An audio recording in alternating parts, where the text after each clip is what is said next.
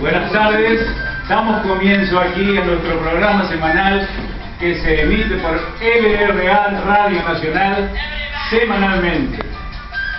Corresponsales en el aire, por supuesto la presencia femenina, Miriam Alegre Jauregui, corresponsal en Japón, Eduardo Bernstein, corresponsal en Arabia, Sergio Carmañola, corresponsal en Estados Unidos. Nuestra invitada en particular en esta oportunidad nos honra con su presencia no solamente al programa sino al país. Es usted muy bienvenida, señora María Mel Jerez Balón, de Cuba. De Cuba, 100%. Queda, mis compañeros corresponsales van a hacerle la entrevista. Usted es muy bienvenida. Muchas gracias por invitarme a su programa de radio. Para mí es mucha satisfacción estar acá con todos ustedes, y más en esta emisora radial que tiene tanto impacto en la comunidad y en todo el país. Hola María, ¿cómo estás? Muy bien, muy bien. Me alegro. ¿Me puedes contar un poco, nos contás un poco cómo es o cómo trabajan las redes sociales en tu país? Bueno, en Cuba las redes sociales comenzaron aproximadamente hace como 9 años aproximadamente, es decir, expandirse en todo el país, aunque otros medios nacionales ya tenían su trabajo en este sentido. Pero a raíz de que nuestro país ha sido muy asediado por la subversión política norteamericana, país bloqueado hace 55 años, pues bueno, y la manera en que ellos trabajan hoy por hoy, la guerra mediática, y de desprestigiar al país, la imagen de Cuba, pues bueno, Cuba decidió, y el gobierno, entonces la presidencia del país, darle apertura a las redes sociales, y más en este caso al periodismo cubano. Entonces bueno, en esa arista venimos trabajando en el periodismo cubano, fundamentalmente, y trabajamos con una infraestructura tecnológica que no es la que 100% la mejor, porque bueno, recordemos que Cuba es un país tercermundista y tenemos lo que decía, un bloqueo de impuestos que no nos permite tener mejoras tecnológicas, pero con todo esto el Estado puso los recursos mínimos necesarios para que el periodismo cubano salga y la verdad del mundo se publique en las redes sociales, tanto en Facebook como Twitter.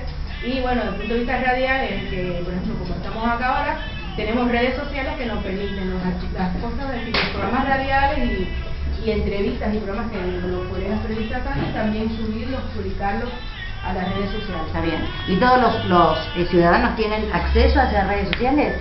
Bueno, desde el punto de vista en Cuba, no todos los ciudadanos tienen acceso a las redes sociales, como le explicaba, por la carencia tecnológica. O sea, o sea, no hay redes de Wi-Fi, o sea, tienen un solo sistema operativo, entonces esto no les permite a todos tener redes sociales. Exactamente, pero en las universidades sí ya cuentan con las redes sociales, porque también el Estado siempre, como siempre se ha hecho, darle la participación a los jóvenes en toda la obra de la revolución. Bueno. Y entonces, bueno, ellos también tienen sus redes sociales y todas las posibilidades de conectarse a Internet. Bueno, yo te quería hacer una preguntita. Mi nombre es Eduardo y sabemos que mundialmente la economía está un poco ajustada, ¿no? En general. Sabemos que los recursos son escasos y que tenemos que tener una buena administración para distribuirlo de la mejor manera posible. ¿Cómo son los recursos o cómo se generan los recursos en Cuba? Bueno, en Cuba, a raíz del triunfo revolucionario, tuvimos la llamada guerra de los misiles luego con Rusia y Estados Unidos. Nos vimos la necesidad, a través de la llamada crisis de octubre generada por este tipo de temas, en buscar la manera de que podamos salir al frente debido a ese dichoso llamado bloqueo norteamericano. Cosa que bueno, nos comenzaron a afectar grandemente a raíz de todos los ataques mercenarios a los cuales hemos sido víctimas de terrorismo, y muchas personas, más de 3.000 personas han sido víctimas del terrorismo y familias en Cuba también. Y la economía se sustentaba prácticamente por convenios comerciales con el llamado CAME, la Comunidad Económica. Y bueno, a raíz de la caída en los 90 del campo socialista ruso y en ciertos países de la Comunidad Europea, pues bueno, Cuba, como decimos nosotros en Cuba, nos quedamos colgados ante una economía cada vez más imperantemente fuerte, poderosa, y donde el neoliberalismo se impone cada día más y el consumismo y el mercado se impone. Y bueno, a raíz de eso Cuba tuvo que abrir el espectro, despenalizar un dólar que no se comercializaba, no se manejaba a través de las personas en Cuba, el ciudadano cubano no tocaba el dólar. Exacto, tuvo que despenalizarse en ese sentido para poder el país tener la entrada de esa divisa, debido a que hay muchas familias en Cuba que tienen otras familias en Estados Unidos, en la llamada Miami chiquita, es decir, la Cuba chiquita, que es Miami. Y bueno, a partir de ahí es que comienza a entrar los ingresos, ciertos ingresos a Cuba. También se habilitó la posibilidad de todas las empresas mixtas de cooperación y también en este sentido el turismo, que fue la primera fuente, porque a los inicios, luego de la caída del campo ruso, se cayó todo el proceso tecnológico del azúcar, el corte de azúcar, que era el renglón exportable por excelencia de Cuba. Y al no tener ya herramientas para hacer mecanización adecuada en ese sentido, pues bueno, Cuba tuvo que abrir y despenalizar el dólar. Hoy por hoy, te quiero hacer una preguntita, ¿cómo es hoy el tema de Guantánamo en Cuba? Sí, bueno, el tema de Guantánamo sigue siendo esa espina clavada que tenemos los cubanos. Porque había una deuda de Estados Unidos, ese puesto, ese alquiler, que el comandante... En el 2000 se tenía que ver ya por convenio de contratación de siglos atrás, tenía que verse ya cerrado el convenio y darse ese pedazo de tierra a Cuba, pero bueno, ellos no nos han entregado ese pedazo de tierra y hoy la base naval de Guantánamo constituye esa prisión para los llamados de ellos terroristas. Sin embargo, hay niños palestinos, niños iraníes, niños iraquíes de toda la llamada guerra árabe, la llamada primavera árabe, van a parar ahí a esa tierra que es nuestra, pero que ellos la llaman como prisión. Gracias. Acá tenemos un compañero que quiere hacerte una pregunta. Sergito. ¿Qué tal, María? Mi nombre es Sergio.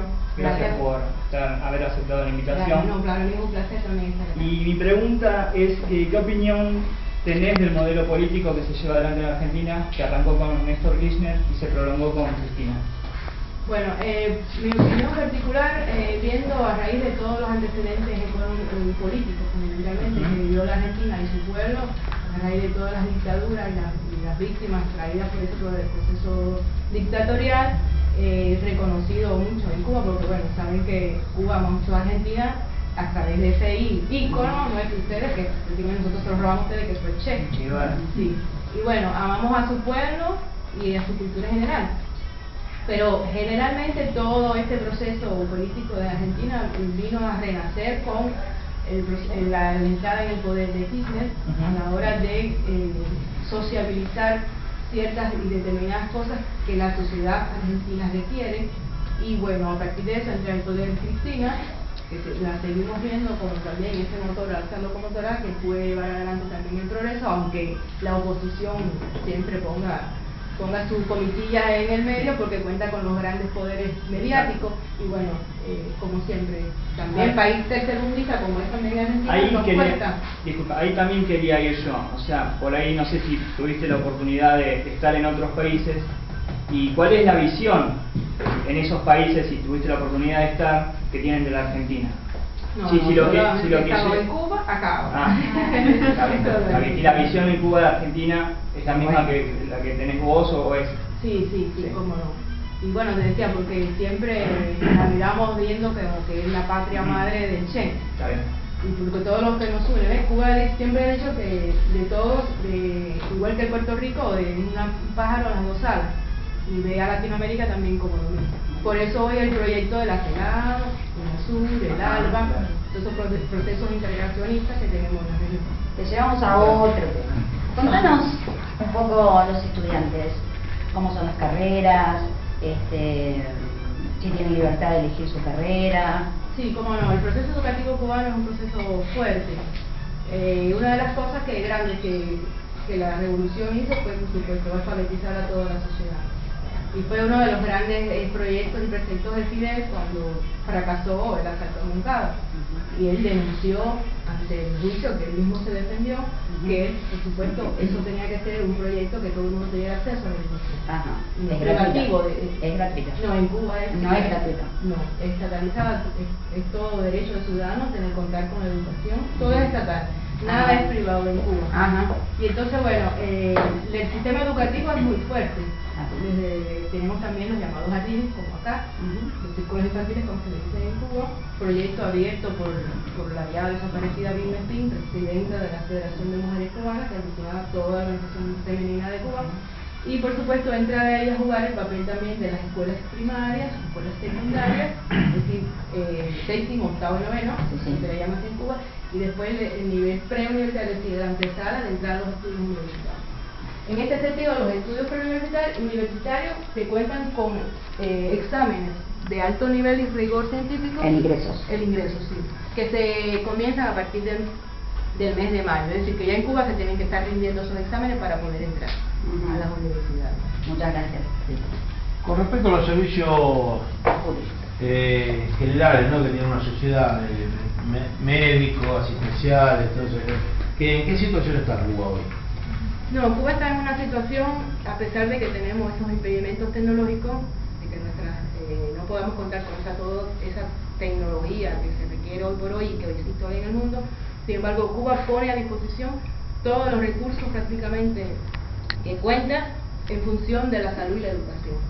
Y por supuesto, esos recursos van a parar a mejorar la calidad de vida asistencial de salud a los ciudadanos cubanos. Claro, porque generalmente hay mucha gente que ha viajado de Argentina a Cuba para hacerse tratamientos traumatológicos, de piel, inclusive mi papá tenía problemas de psoriasis y de allá de Cuba hicieron un tratamiento y él de alguna manera se curó, no totalmente, pero se curó. Porque a veces uno tiene la visión de que tiene buenos médicos, o sea, hay buenos profesionales, ¿no? Y uno a veces tiene el concepto, un concepto imperialista de una isla que no tienen nada, pero sin embargo nos encontramos con una nación que tiene una tecnología importante, que si bien hay cosas que le faltan, cuenta con el conocimiento y con la voluntad del servicio también, ¿no? Porque he conocido muchos médicos cubanos que tienen la voluntad del servicio, que eso también es importante. Sí. No, en ese sentido también recordar que, bueno, cuando hubo la ruptura y la salida de la termonuclear en Rusia, la Chernobyl, todas esas personas que, bueno, fueron víctimas de esos escapes están hoy en Cuba. Y Cuba le habilitó por convenio con Rusia crearle, como decir, un barrio. Y entonces ahí ellos viven ahí, pero la atención médica la reciben en Cuba. Bueno, compañeros del panel, creo que hemos satisfecho nuestras curiosidades, no ha quedado casi nada en el aire. Agradecemos muchísimo la presencia, María, presencia acá en nuestro país y en este programa. Bueno, yo reitero que para mí ha sido un placer estar acá y bueno, en algún otro momento se desea. Consideramos que en tu estadía en la Argentina nos vuelvas a visitar.